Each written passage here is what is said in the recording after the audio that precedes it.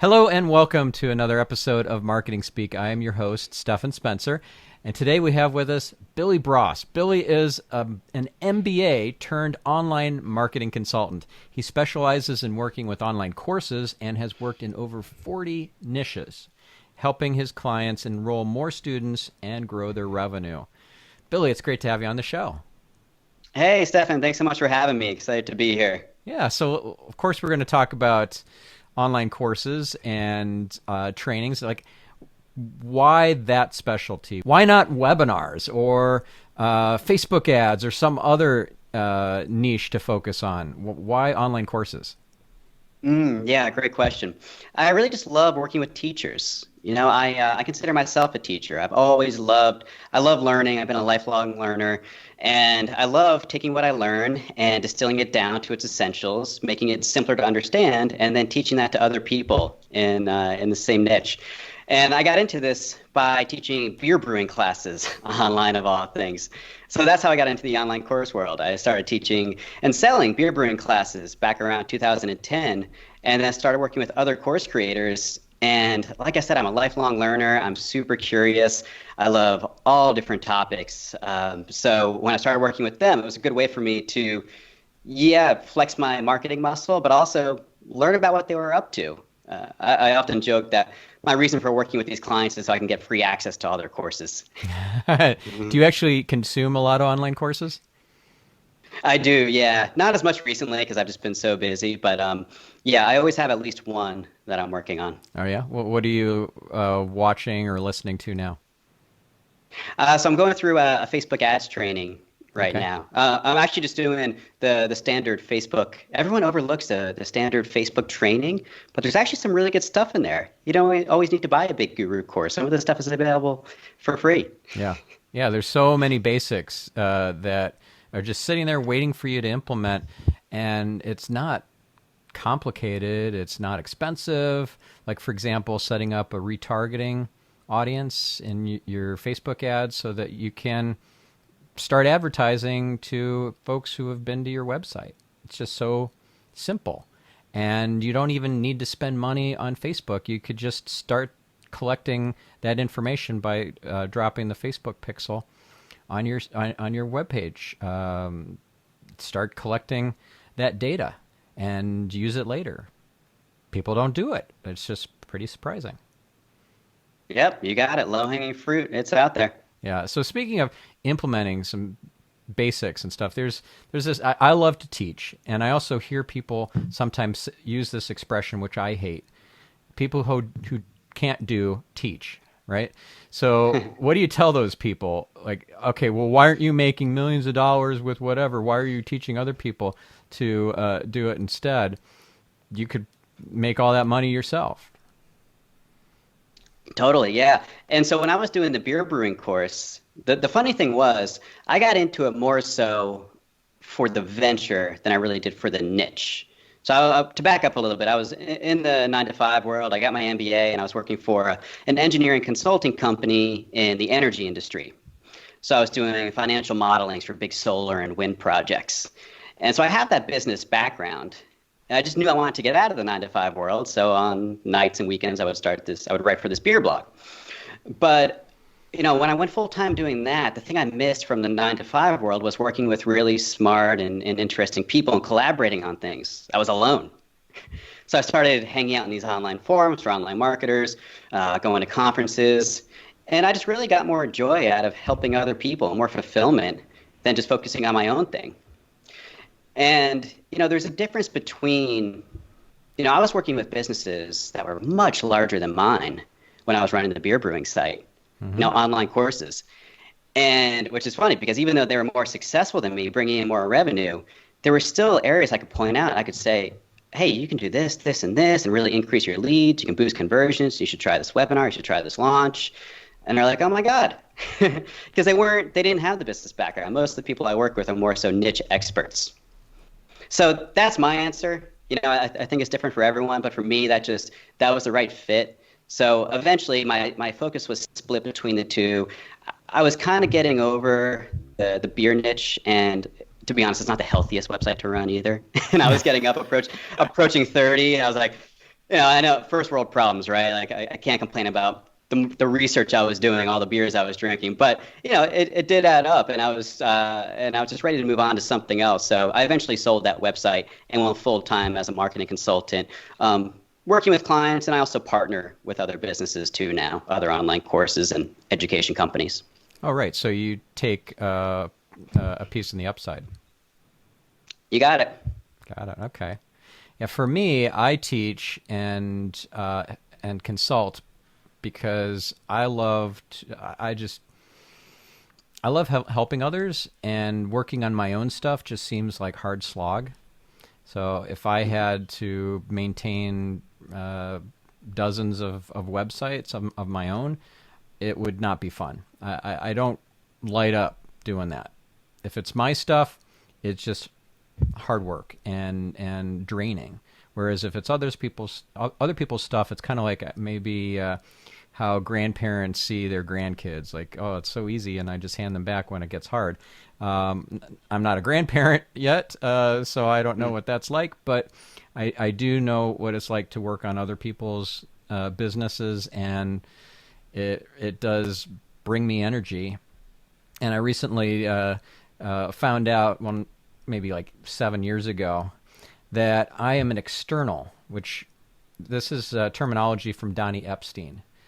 I interviewed him, by the way, on my other podcast on Get Yourself Optimized. So listeners, definitely check out that episode. It's fascinating. This guy is a wizard. He is an energy healer. He's one of Tony Robbins' best friends. He's just incredible. He's an alien. And this idea of being external or internal is how you're wired internally, energetically. So if you are an external, then stuff that you work on that's outside of you comes with ease and grace, and it's just it brings you energy. Whereas stuff that is internal is harder. It breaks down. It's draining. So I know I'm an external, and so I just I go with that.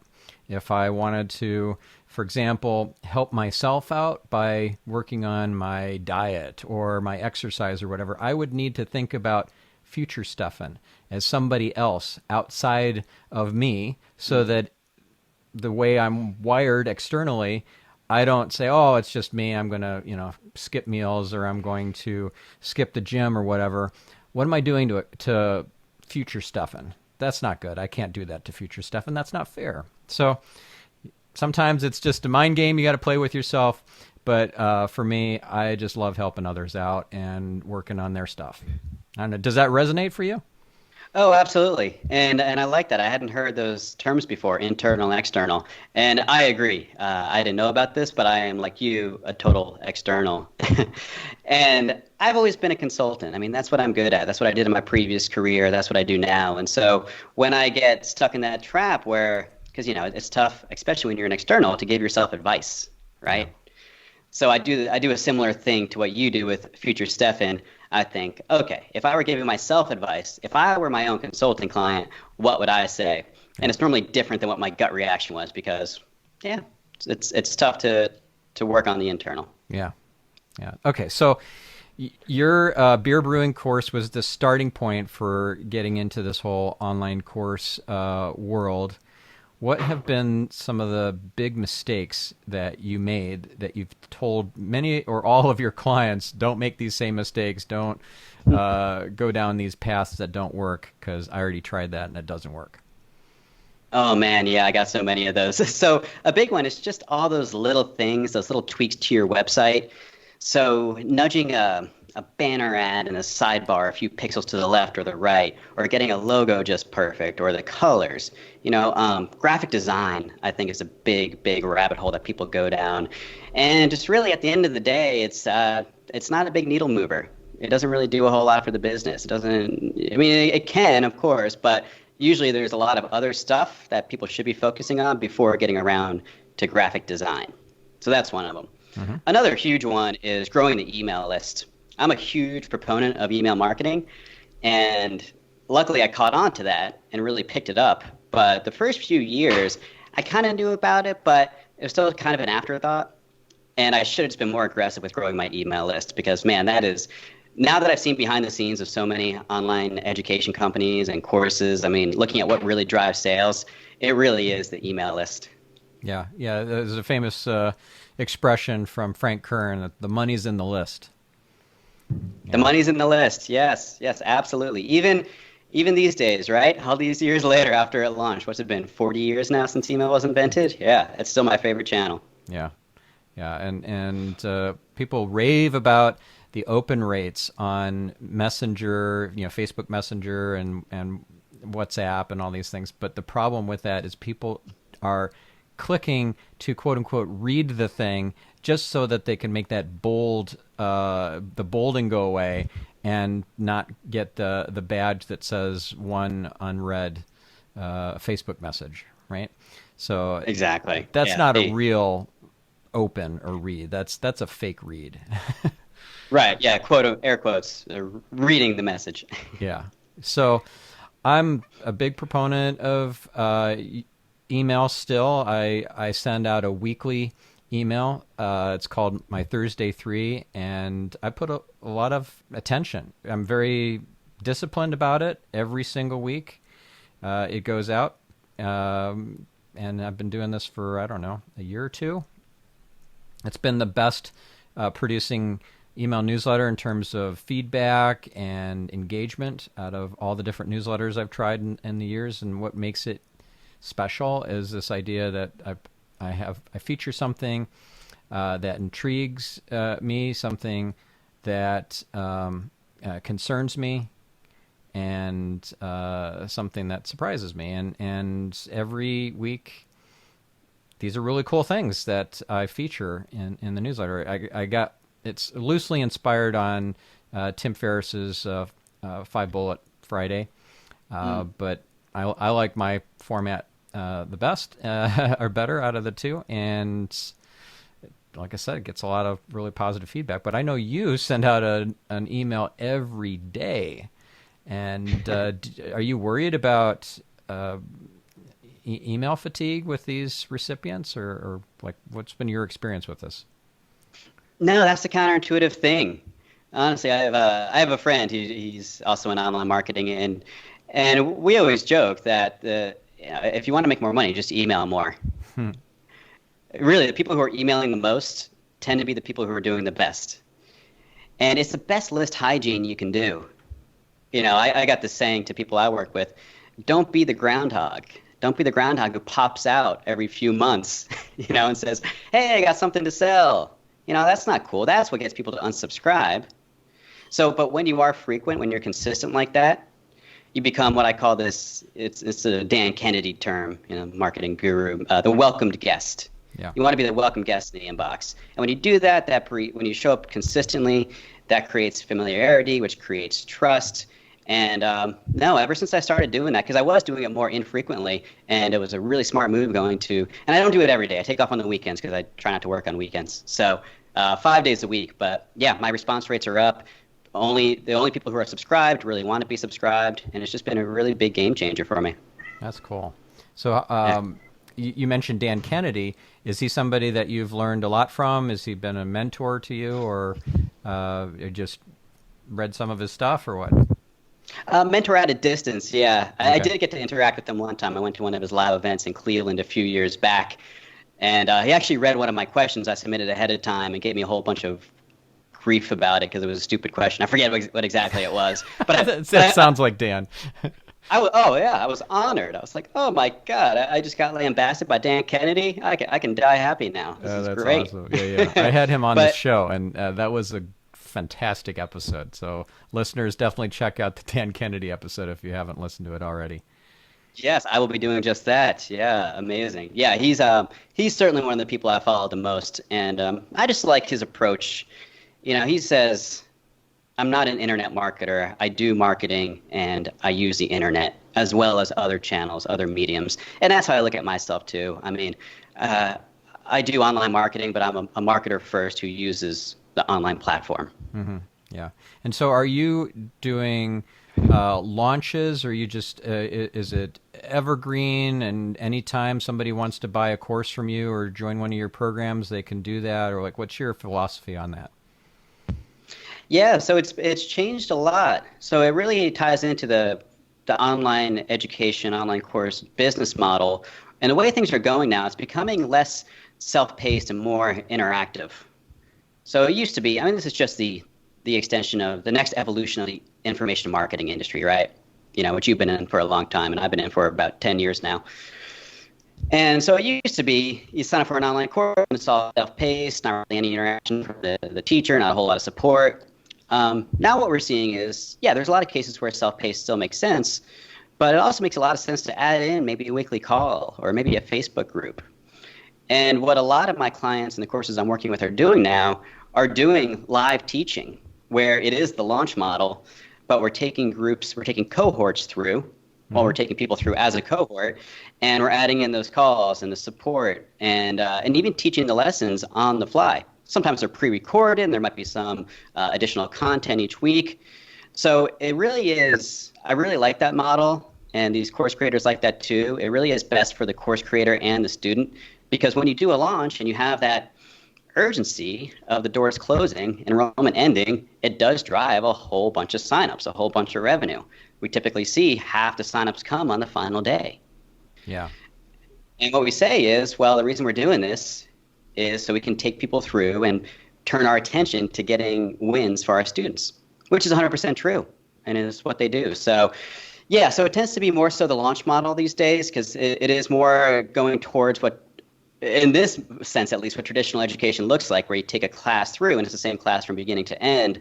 But there certainly are some cases too where Evergreen makes sense, especially with lower priced products. Okay. Yeah. So I last year heard Stu McLaren at Traffic and Conversion Summit say how big of a proponent he is of the closed membership site model, and the courses, and like he has this tribe program, which you may be familiar with. Yeah. So I signed up for that last year, and had one of my staff go through it. Good stuff, good content, but then we didn't get the ROI out of it, so we didn't sign up to do it again. So the idea, though, is that if you have this open model, there's no urgency to sign up now. And if it's like, well, I'm going to think about it, and then someday becomes never. So definitely having some urgency and or scarcity in there to drive decision making is super important.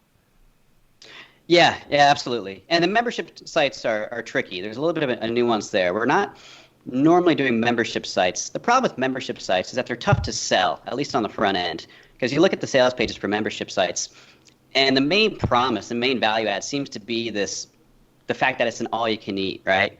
You get all this, through all my courses in there, and you get all this for this one monthly price. The problem with that is these days is that people are overwhelmed by information, and they don't normally want the whole enchilada, right? So it's a tougher thing to sell, I've found, on the front end. What we're finding is working better is selling an outcome. And it's easier to sell that through a course where you start at point A and you wind up at point Z, right, or wherever. And then once they get those wins and they get to know people through these, the Facebook group and the calls, which I've been talking about, then they're more likely to want a membership model where they can go deeper and keep that community going. So, there's obviously exceptions, but that's what I've found tends to work best: a course on the front end and then membership on the back end.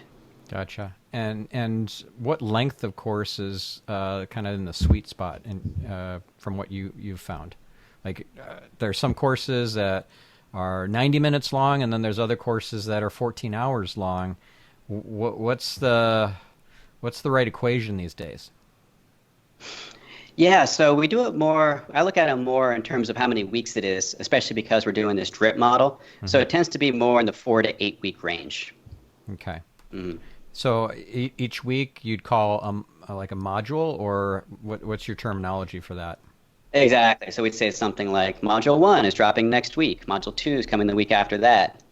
And the content length varies. It might be just a 20-minute lesson. It might be a 90-minute lesson.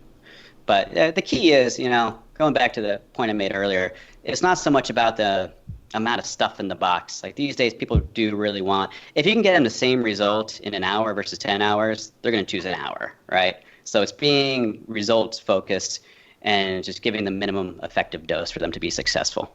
Gotcha. And so what would be an example of an outcome that you might sell as part of an online course? Yeah, good question. So I have this one client, and it's so funny all the niches out there. So he's from India. He lives in Germany. He's getting his master's degree, and he's helping people in India go do essentially what he's doing: go to school in Germany and go to university there because there's a lot of jobs there for people from India. So that would be the outcome. So getting them in, so when they enroll in university in Germany. Another really cool niche.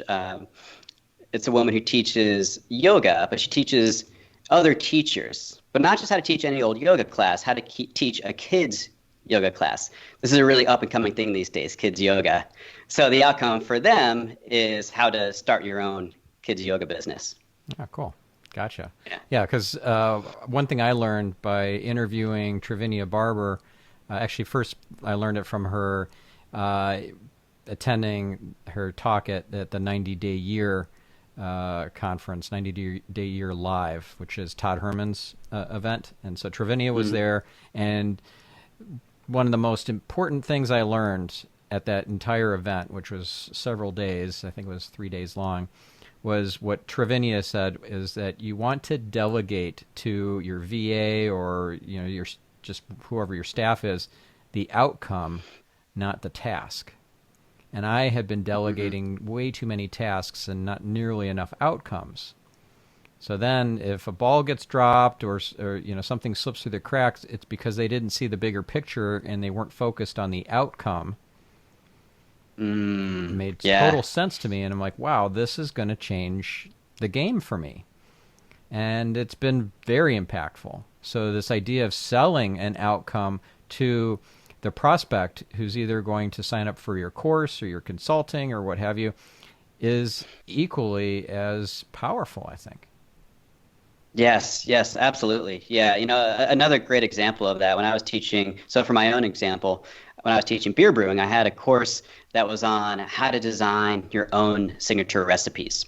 Because what I learned was people didn't so much do what most people on the outside would think they would want to do, which is brew a great tasting beer. Yeah, that's important to them. And that's still not as outcome focused as what I actually went with. What they really wanted, because taste is subjective, right? Like they might think it's great. I brewed a lot of beers that were great tasting, Stephan, but they were sour beers that everyone hates, right? So it's like, it's good to me, not good to anyone else. So when I focus more on the outcome of, because what they really want is to brew something they can call their own, right? To hand the glass to their friend, and no matter what they think, when the friend says, hey, where did you get that recipe? Instead of saying, oh, I got it from this guy Billy on the internet, they say, I created it. So the promise there was to create your first signature recipe you can truly call your own. Oh, I like that. That's great. Yeah, Thanks, and I can see how that would tie into their ego and draw them in, because it in some small way it's kind of like leaving their legacy. Well, absolutely. And when I studied copywriting, I hired a great copywriting coach, and that was one of the big things that he taught me. Was most desires come down to status or love. So if you can tie into that, you're going to do pretty well. Yeah, for sure. Now, what's different about selling high ticket versus selling low ticket courses or paid webinars or consulting or ebooks or anything, like just high ticket versus low ticket? What are your thoughts on this? Yeah, this is something I'm very passionate about. So there's a lot of considerations with that. I tend to push my clients more towards high ticket.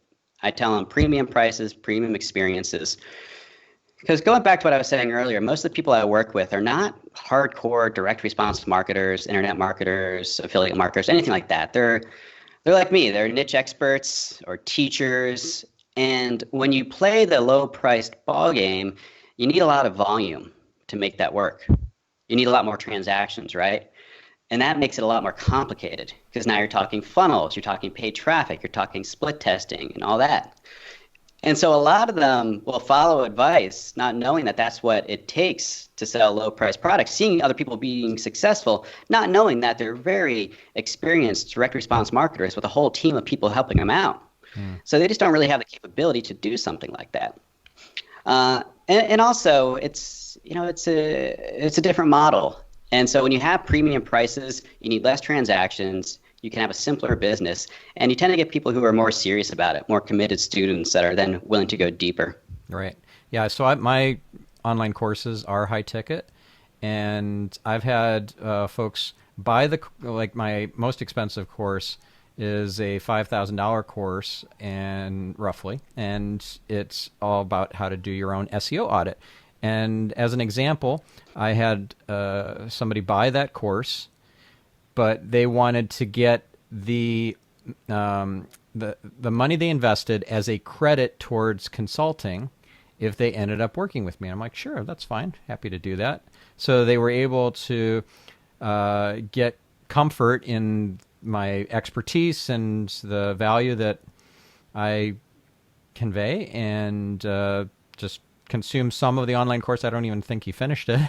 And then he said, I just want to hire you and have you do the SEO audit for me, and then, other things that you can do to help grow my business. And I ended up working with him for over 2 years. Yeah, made quite a bit more money There than we the go. 5 grand. I bet. Yeah. So, you can have like a hybrid model like that where it's to their advantage to try you out through an online course, and it can be high ticket. And then once they're convinced of the value, they could up the ante and go with full done for you sort of consulting model. Yeah, exactly. It can be great lead gen into consulting or done for you. Yeah, Yeah. totally true. Do you have any clients that are doing anything like that? Let me think. Not quite at that price point. Not 5K, you said it was? Yeah.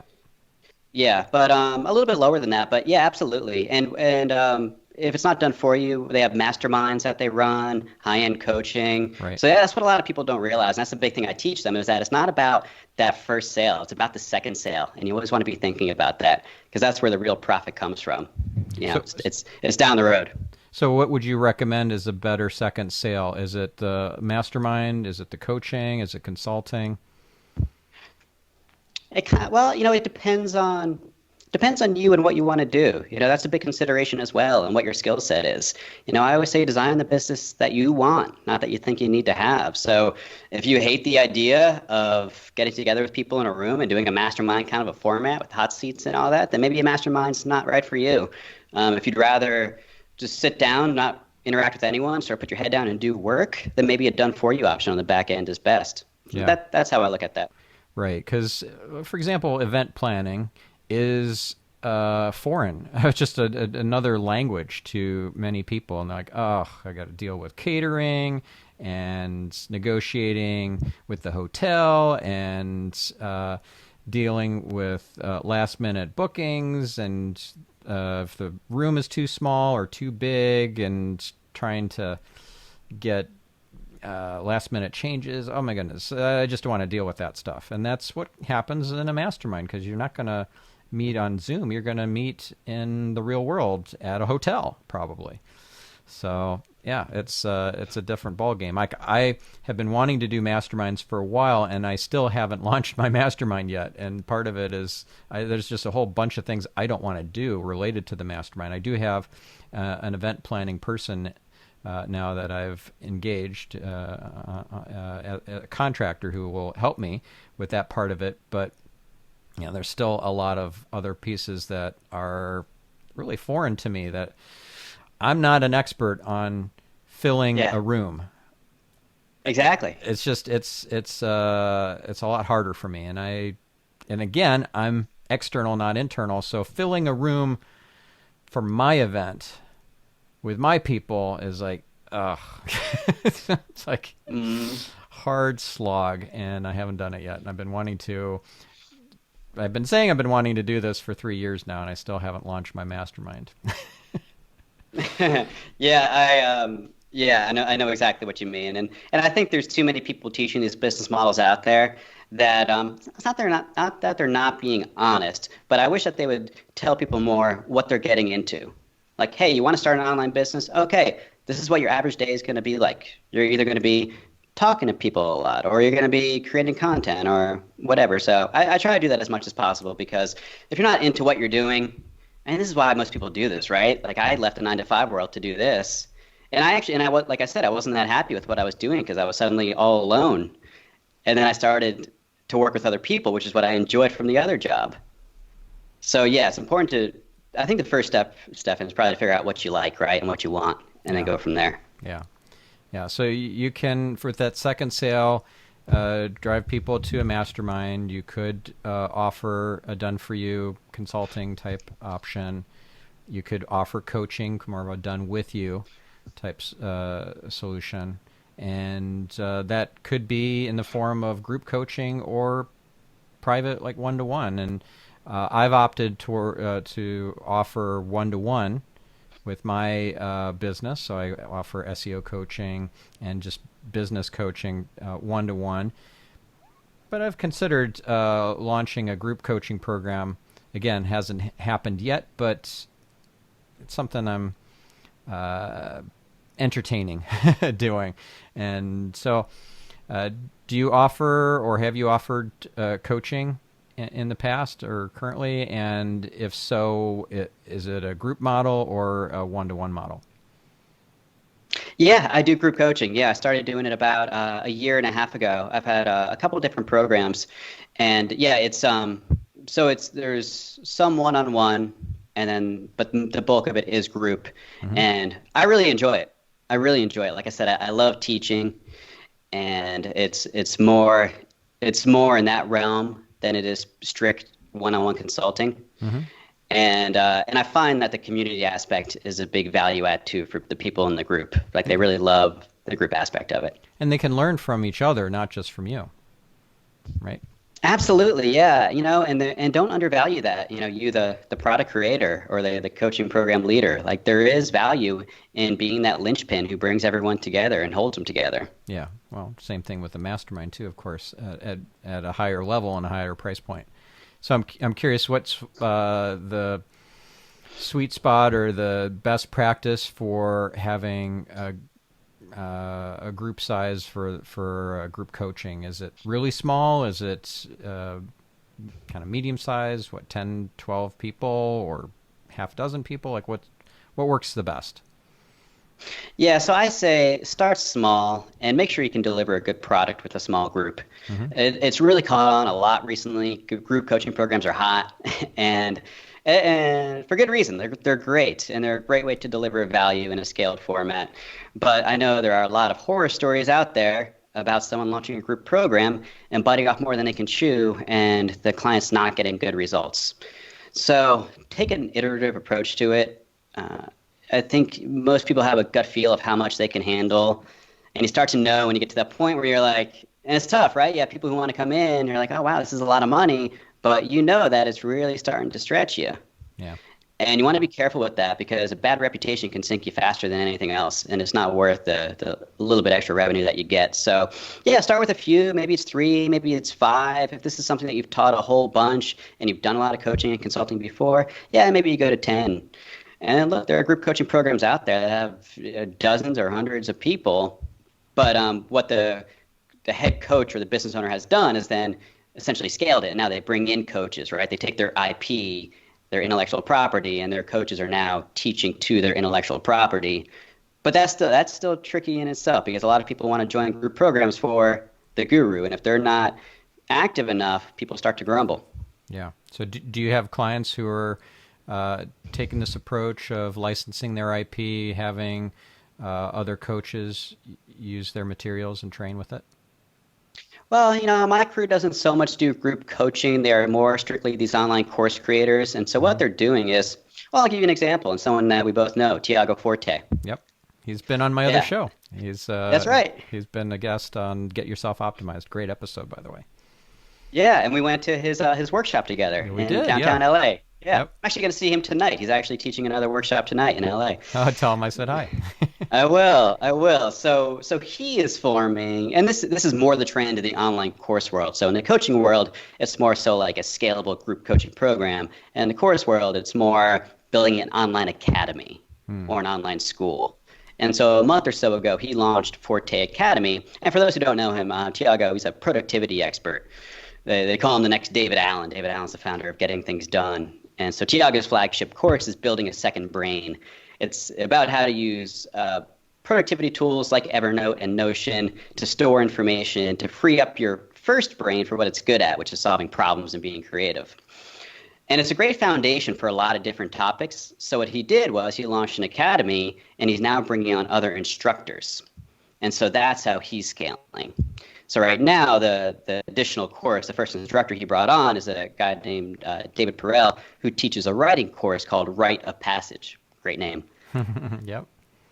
So that's what he's doing. So that's their method of scaling by sticking with the same general avatar and then just branching out into different disciplines. Yep. Cool. So what if you have courses already and you just don't have enough, I don't know, sales or interest, any real action there? So you created these courses and nobody's buying. Yeah, that does happen, unfortunately. So I like doing launches. I like events. I like to kickstart things. I like to freshen things up. So if that were me and I had a course that really wasn't selling, well, first I would ask, okay, is this something that's still relevant? A lot of courses are tied to things that are timely. Trends that are maybe not so trending anymore. So the first thing with someone with a background in copywriting, I like to start with research. Hmm.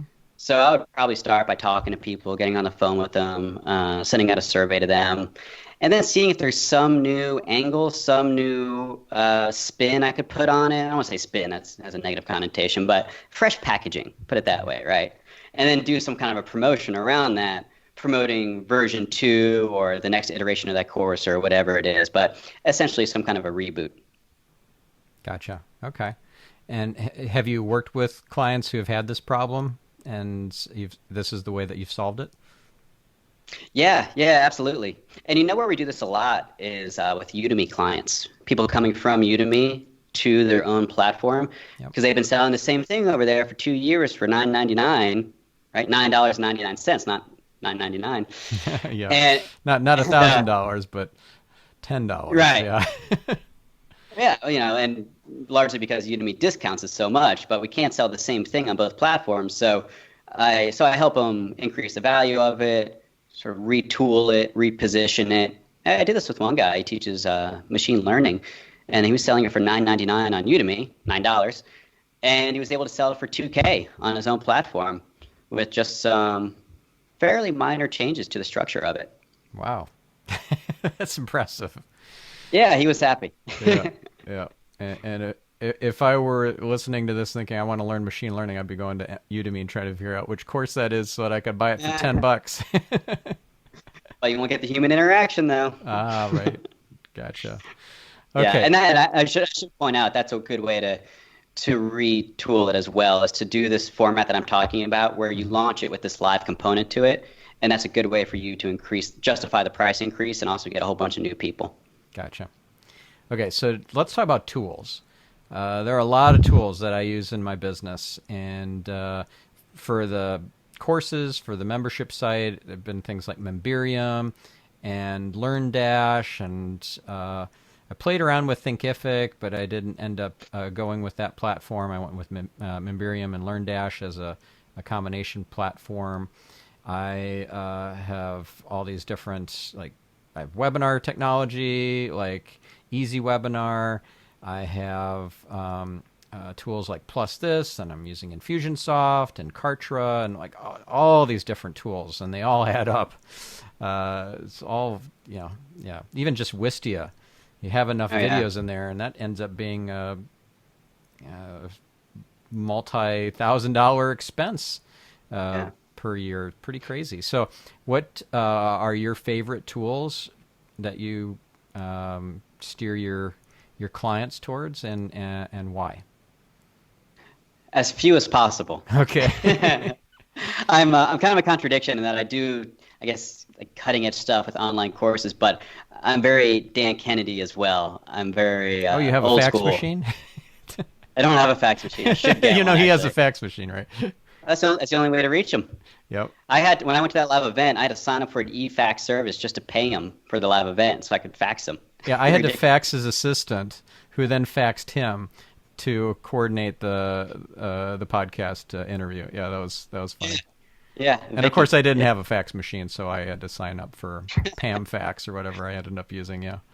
yeah. I think I'm still paying for it. I got to cancel that. But so I try to use as few as possible. I'm not super techy. I'd rather rely on messaging and things like that, over technology. But what I steer them towards. So there's two sides to it. There's the marketing side and the fulfillment side of things. Hmm. So and I tell them, and I have some people come to me and say, Billy, you do so much with Teachable, and I do because I've been involved with Teachable for a while. So you're the expert on selling courses on Teachable, and I'm like, well, not really, because there's nothing really different about selling courses on Teachable versus Thinkific or LearnDash or those other ones, right? Because that's the marketing side of things, sales and marketing. So I tell them that and say, well, the first thing is you need to make sales because otherwise it doesn't matter what you're using to deliver your courses. No one's going to get into your members area. And then in terms of the LMS, yeah, those are all great. I would say what I've seen is that it really comes down to personal preference. I mean, you will find people who love Teachable.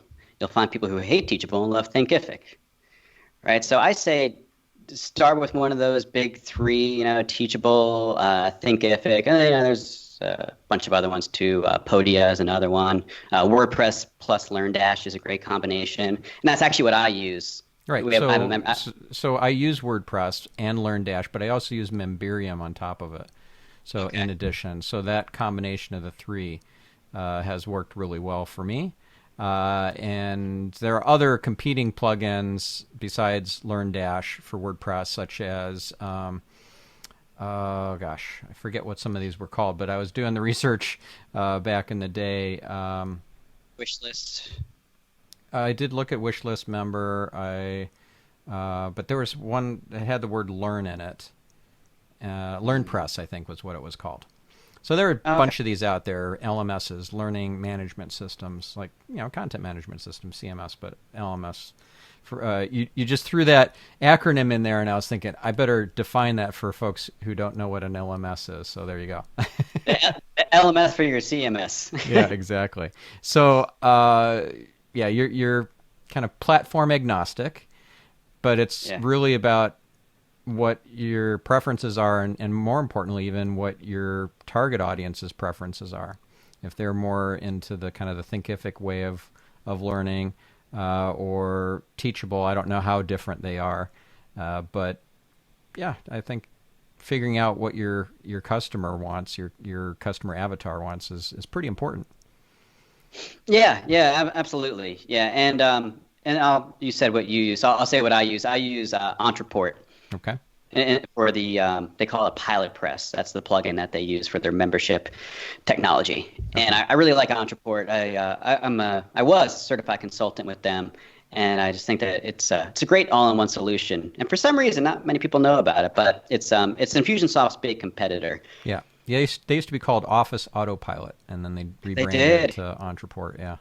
I remember those days. Yeah, OAP. Yep. I almost signed up with them instead of Infusionsoft, but their customer service for pre-sales sucked. So I'm like, Oh, yeah, no. if I can't get the love now, I'm sure as heck not going to get the love once I'm locked in. So I went with Infusionsoft instead. Makes sense. Yeah. Anyway, so uh, what are some of the things that we didn't talk about regarding online courses that we really should have?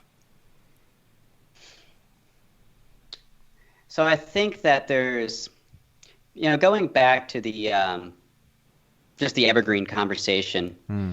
I think there's a big motivator, and I get it, to automate everything.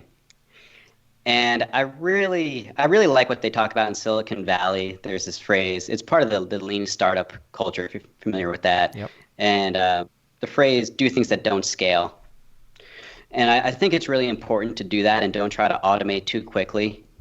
And I'm a big proponent of customer interviews. Again, I come from a copywriting background, and I see a lot of online course creators trying to build funnels, but their messaging is just really off. Hmm. And a lot of people, because especially people who are more like who I work with, teachers, they start these online courses or online schools, and they're like, oh, okay, well, what do I model this after? Well, I model after what I know, which is traditional universities. So I'm teaching photography. I'm going to come out with a photography 101 course and a photography 102 course, whatever. And it's not the way you want to do things. It's not. I mean, you could get away with that a while ago when you were the only online course teaching photography 101. But but that's an area where you really want to do your market research and figure out what their core desires are. It kind of gets back into the idea of focusing on the outcome. But talk to your customers, see what they really want, and then create your courses around that and give them what they. I like this phrase.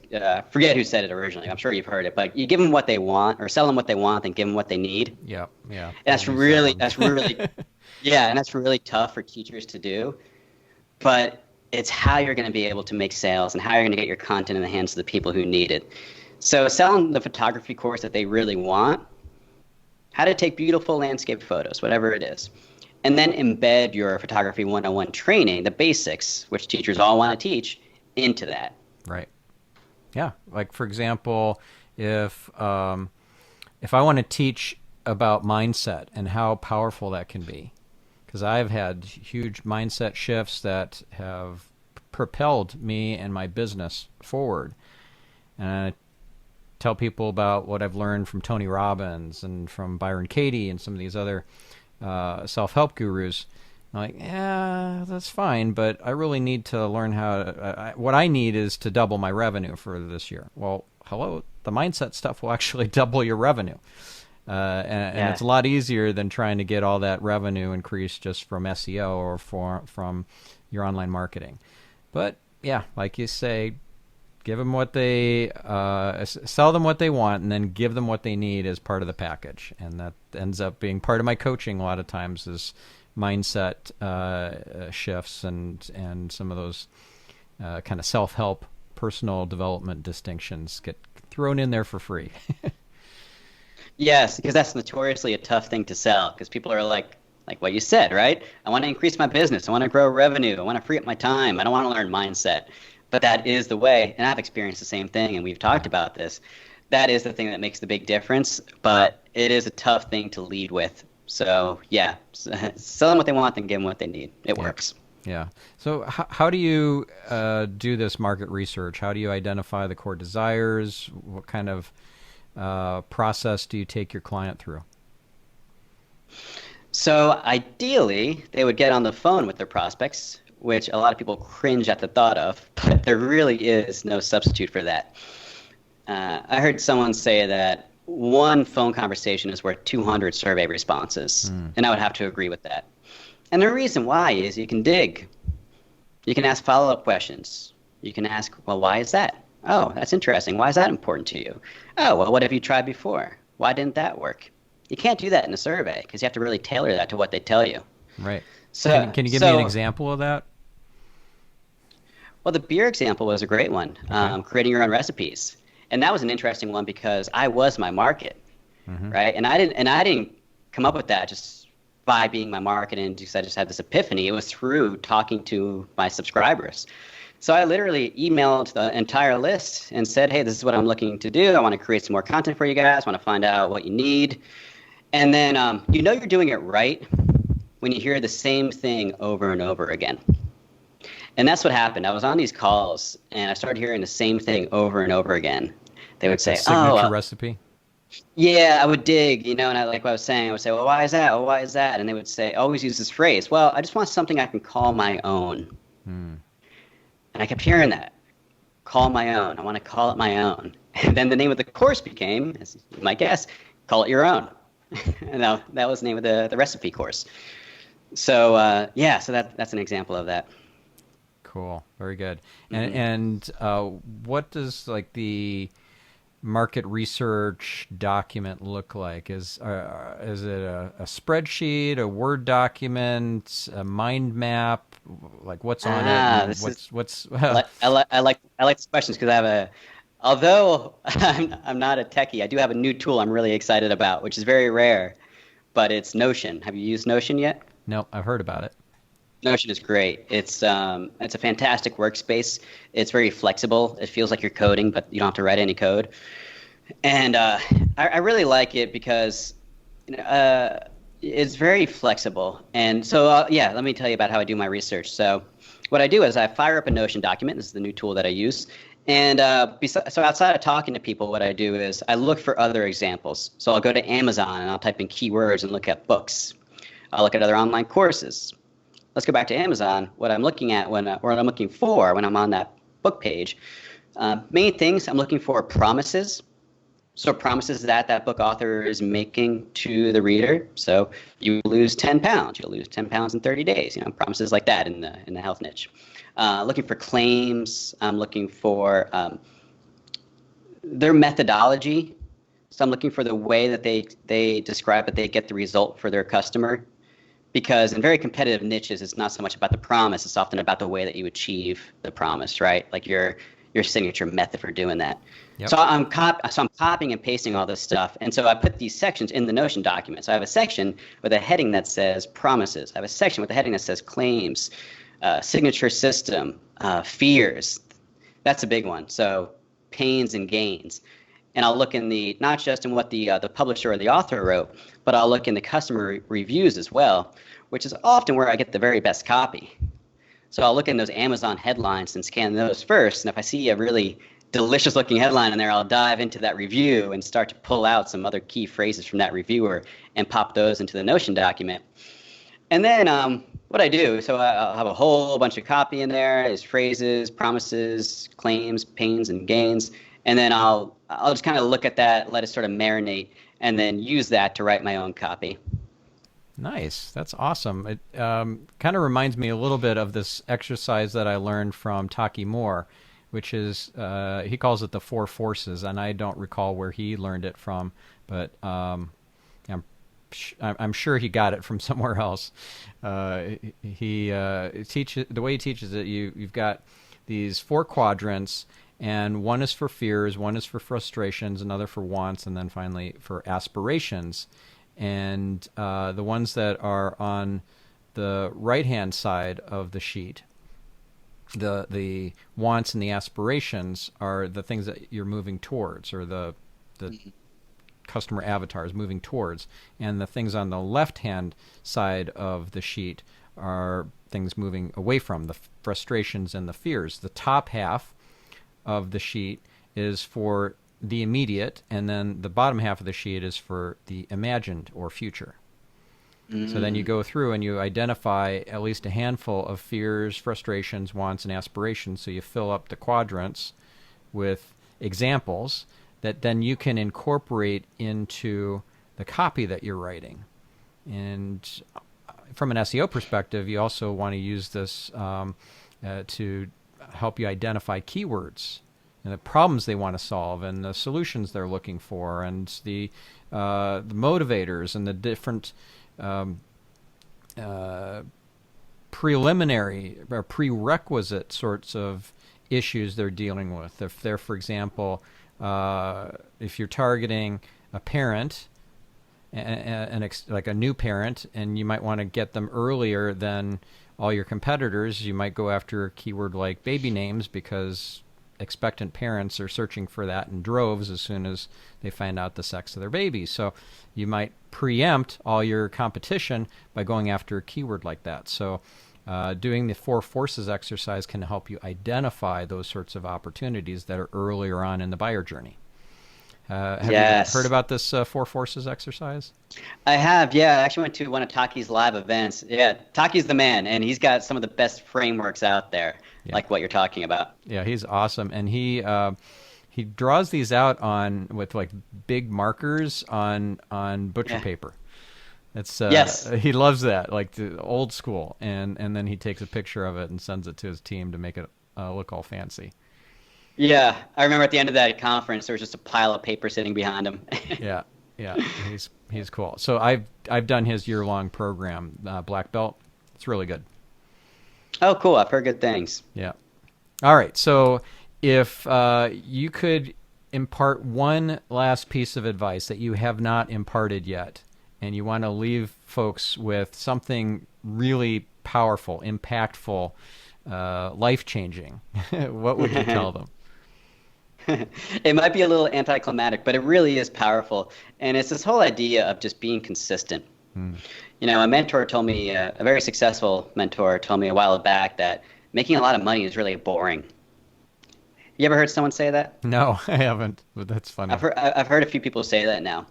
And what they mean is that a lot of it, you know, everyone's looking for the magic button, everyone's looking for the shiny object, but most of success is showing up. It's the old adage. Yeah. You especially see this with email marketing, which, like I said, I'm a big fan of. And when people say, because I survey people, and I say, what's your biggest struggle with email marketing? And they say, I'm struggling to be consistent. And when I hear that, it's like, man, alarm bells are going off. Like, holy crap, put everything else on hold. You're not consistent.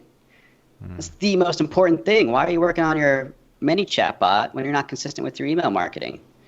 So, you know, I'm reading James Clear's book right now, Atomic Habits, and he really emphasizes that point, you know, of just showing up every day and doing the little things. And so that's what I'll leave your listeners with. Yeah, just show up every day, track your progress. Don't just track your revenue, track that you show up. Track that you send an email every day, and that will be one of the biggest game changers for you. Yeah, and speaking of Atomic Habits, James Clear learned a lot of what he teaches in that book from BJ Fogg. He does give some credit to BJ in just as kind of a quick mention in the book, but BJ has a brand new book out called Tiny Habits. So I highly recommend listeners check out that book and listen to my interview of BJ on this podcast, because there's some really good stuff in there. Like just learning, for example, that there is an emotion that up until BJ had not been named, and he names it shine, which refers to this feeling of success and accomplishment. So that's a feeling, that's an emotion. And if your app or your tool or your online course does not reinforce the user, the student, with more and more shine, they're just gonna fall off. They're gonna not complete the course. They're not going to do your program. They're gonna stop using your app. Yes, exactly. You know, if I can say one more thing on that topic, because Yeah. I love it. You know, I'm a snowboarder, and I also ride a longboard as well, and I'm trying to learn how to ride switch, you know, where I have my left foot forward instead of my right foot forward, because I'm naturally goofy foot. And so I've been practicing that, and I was just practicing it earlier in this parking lot. And when I put my left foot forward, it's ugly. It is not pretty. Like I've fallen a few times, and now I've gotten to the point where just earlier today I was able to take just 3 or 4 pumps of my foot pushing, you know, with my left foot forward, riding switch. And I felt such a sense of accomplishment. Even though I was wobbling and my form was terrible, I looked ridiculous. It didn't matter, right? It's a sense of forward progress. And I felt, now I know the term for it, I had the shine earlier, didn't I? Yes, you did. Awesome. There we go. Very, very cool. Yeah. So look for opportunities to create more shine in others and in yourself. Yeah. Good stuff. Well, thank you, Billy. And where can folks go to sign up for your newsletter, to work with you, to take your courses and become a client, all that sort of good stuff? Yep, it's all on my website. So billybross.com, BILLYBROSS.com. And you can sign up for the newsletter there. Like you said, I do email a lot, but it's good stuff, or so I hear. So, yeah. Yeah, I'm sure it's good. I'm going to sign up. Yeah. Thank Cool. you, Billy. And thank you, listener. Now, take this and implement. That's where the rubber meets the road. That's where you get the ROI. We'll catch you on the next episode of Marketing Speak. I'm your host, Stephan Spencer, signing off.